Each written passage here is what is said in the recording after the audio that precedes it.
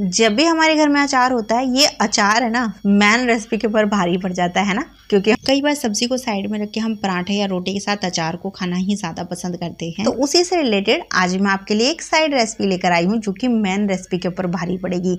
ये बनाने में जितनी ज़्यादा आसान है, खाने में उतनी ही ज़्यादा टेस्टी है। और इसका अचार से क्या कनेक्शन है आगे मैं आपको रेसिपी में दिखाई दूंगी। तो उम्मीद रखती हूँ फ्रेंड्स आज की रेसिपी आपको पसंद आएगी। तो चलिए बनाते हैं। तो इसको बनाने के लिए सबसे पहले हम आंच पे कढ़ाई रखेंगे और इसके अंदर हम डालेंगे 1 छोटी चम्मच साबुत धनिया, 1 छोटी चम्मच सौंफ, आधी छोटी चम्मच डाल देंगे जीरा, 1/4 छोटी चम्मच मेथी दाना डालेंगे। तो मेथी दाना ज़्यादा नहीं डालना है क्योंकि आपको पता है कि वो कड़वा होता है। साथ में ही आधी छोटी चम्मच डाल देंगे सरसों। मैंने यहाँ काली वाली सरसों डाली है, आप पीली वाली सरसों भी यूज़ कर सकते हैं। आधी छोटी चम्मच अजवाइन डालेंगे, या मैंने पहले से उसको क्रश करके यूज़ किया है।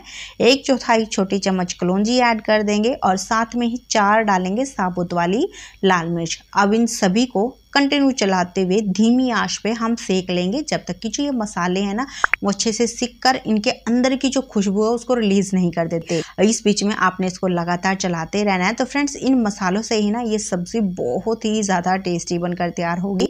तो इन मसालों को आपने ज़रूर यूज़ करना है। पर अगर आपके पास ये मसाले नहीं हैं तो उसका जो सेकेंड ऑप्शन है वो भी मैं आगे आपको रेसिपी में बता दूंगी। तो उसके लिए आप पूरी वीडियो को वॉच करना। तो अभी करीबन मैंने यहाँ मसालों को 2-3 मिनट सेक लिया और इसमें से बहुत अच्छी यहाँ पे खुशबू आ रही है। साथ में आप नोटिस भी करोगे हल्का सा इसका कलर भी चेंज हो गया है। तो बस अब आंच को बंद कर देंगे और इन्हें अच्छे से ठंडा कर लेंगे। जब ये ठंडे हो जाए उसके बाद हम लेंगे जार और इसके अंदर ये मसाले डाल देंगे और उसके बाद इसको पल्स मोड पर पीस लेंगे। यानी मिक्सी को कुछ सेकंड चलाना है, फिर बंद करना है, फिर चलाना है, फिर बंद करना है। इस तरीके से पीसेंगे तो जो ये मसाले हैं वो इस तरीके से दरदरे पीस कर तैयार होंगे और ऐसे ही मसाले हमें इस रेसिपी के लिए पीसने हैं। तो बस मसाले तैयार हो गए, इसको साइड में रखते हैं। अब इसके बाद यहाँ मैंने करीबन 6 मीडियम साइज़ के आलू लिए हैं और इनको छिलका उतार कर अच्छे से वॉश करके इस तरीके से मोटे मोटे टुकड़ों में कट कर लिया है। अगर आपके पास बड़े साइज़ के आलू है तो आप उनके 4 टुकड़े कर लें। अगर मीडियम साइज़ के आलू हैं तो आप उनके 2 टुकड़े कर सकते हैं। और अगर बिल्कुल चुन्नू मुन्नू से आलू है फिर आप उन्हें ऐसे ही यूज़ कर लें। तो अब ये जो आलू है मैंने पहले से जैसे बताया मैंने अच्छे से वॉश करके ले लिए हैं। अब इसके बाद हम दोबारा से आंच पे कढ़ाई रखेंगे और इसके अंदर हम 3 टेबलस्पून सरसों का तेल डाल देंगे। सरसों के तेल में ये जो रेसिपी है बहुत ही बढ़िया बनती है। अगर आपके पास है तो आप सरसों का तेल ही यूज़ करना, नहीं है तो कोई बात नहीं, फिर आप इसकी जगह रिफाइंड ऑयल भी ले सकते हैं।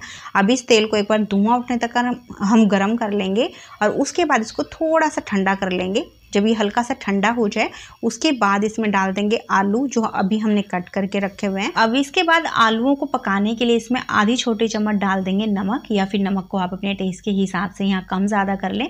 पर नमक फ्रेंड्स स्टार्टिंग में थोड़ा सा कम ही डालना क्योंकि बाद में हम ऐसी कोई चीज़ें नहीं डालेंगे जिसकी वजह से नमक थोड़ा सा कम हो जाए। तो बस अब नमक डालने के बाद एक बार मिक्स कर लेंगे और उसके बाद इसे धीमी आंच पे आराम से पकाएंगे जब तक कि जो आलू है 50-60% तक कुक नहीं हो जाते। इस बीच में आपने इसको इस तरीके से चलाते ज़रूर रहना है ताकि जो आलू हैं वो कुक भी हो जाए और जले भी नहीं। तो करीबन मैंने यहाँ पर इसे 5 से 6 मिनट धीमी आंच पर पकाया है और अभी आलू जो है ना 50-60% तक कुक हो गए हैं। बस अब इस स्टेज पे इसके अंदर डाल देंगे बारीक कटा हुआ लहसुन। तो मैंने 5-6 छोटी जो कलियाँ होती हैं लहसुन की वो यूज़ की हैं। अगर आपके पास मोटे साइज़ वाली लहसुन है तो आप यहाँ 2-3 यूज़ कर लें। बस लहसुन को हल्का सा भून लेंगे। तो यहाँ पर इसका हल्का सा ब्राउन कलर करने की भी ज़रूरत नहीं है, बस पकाना है हमें लहसुन को। बस जब ये हल्का सा कुक हो जाए उसके बाद इसमें डालेंगे एक मीडियम साइज़ का बारीक कटा हुआ प्याज और इसको अच्छे से मिक्स कर लेंगे। बस अब इस प्याज को हमें अच्छे से पकाना है जब तक कि जो प्याज है वो हल्के से गुलाबी नहीं हो जाते। बस इसका हमें कलर चेंज करने की ज़रूरत नहीं है, नहीं तो फिर सब्जी में या फिर रेसिपी में कड़वा टेस्ट आएगा। तो बस ढक्कन लगाएंगे, उसको दोबारा से धीमी आंच पे ही इसको पकाएंगे जब तक कि जो आलू है वो अच्छे से यहाँ पे कुक नहीं हो जाते। तो पानी वगैरह कुछ भी डालने की ज़रूरत नहीं है क्योंकि जो प्याज है वो अपना मॉइस्चर छोड़ेंगे और उसी मॉइस्चर की वजह से जो आलू हैं वो अच्छे से कुक हो जाएंगे। तो करीबन 3-4 मिनट मैंने और इसे यहाँ पे कुक कर लिया है और अभी आलू बिल्कुल अच्छे से कुक हो गए हैं। तो अभी इस स्टेज पे इसके अंदर हम मसाले डालेंगे। तो यहाँ मैंने लिया है 1/4 छोटी चम्मच हल्दी पाउडर, साथ में ही डालेंगे आधी छोटी चम्मच तीखी वाली लाल मिर्च। तो लाल मिर्च को आप अपने टेस्ट के हिसाब से यहाँ कम ज़्यादा कर लें। 1 छोटी चम्मच डाल देंगे कश्मीरी मिर्च पाउडर, इससे सब्जी में कलर बहुत बढ़िया आएगा। और साथ में ही डाल देंगे अचारी मसाला जो अभी हमने तैयार किया है। इस मसाले को आप अपने टेस्ट के हिसाब से कम ज़्यादा भी कर सकते हैं। तो फ्रेंड्स, जैसे मैंने आपसे पहले भी कहा था कि अगर आपके पास इतने सारे मसाले नहीं हैं तो इसकी जगह आप क्या यूज़ करें, तो आप यहाँ अचार ले सकते हैं। अचार का जो मसाला होता है वो आप यहाँ पर ले लें, करीबन 2 से ढाई चम्मच आप भर के यहाँ पे अचार का मसाला डाल दें, उससे भी इस रेसिपी में बिल्कुल वैसा ही टेस्ट आएगा। और हाँ, अगर आपको अचार बनाना है, उसकी रेसिपी आप देखना चाहते हैं तो उसे आप मेरे चैनल पे देख सकते हैं। तो यहाँ मैंने कई अचार की रेसिपी आपसे चैनल पे शेयर की हुई हैं, तो प्लीज़ आप उन्हें देखना बिल्कुल मत भूलना। तो चलिए अब सारी चीज़ों को एक बार हम यहाँ अच्छे से मिक्स कर लेंगे और उसके बाद इसे ढक कर धीमी आंच पे 3 मिनट के लिए पका लेंगे, ताकि जो मसाले वगैरह हैं वो आलू के अंदर तक जाए और जब हम ये खाएं तो आलू हमें खाने में बिल्कुल भी फीके ना लगे।